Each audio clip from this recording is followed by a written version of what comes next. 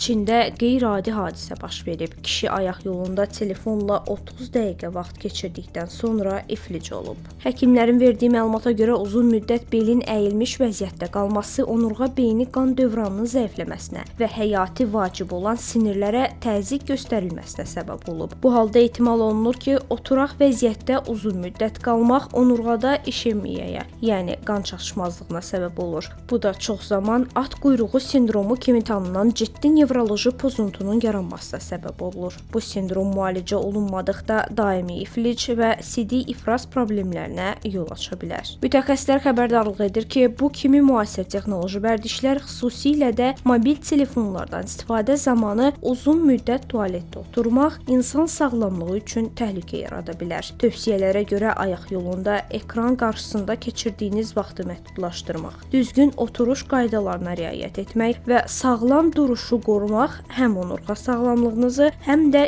ümumi nevroloji vəziyyətinizi qoruyacaq.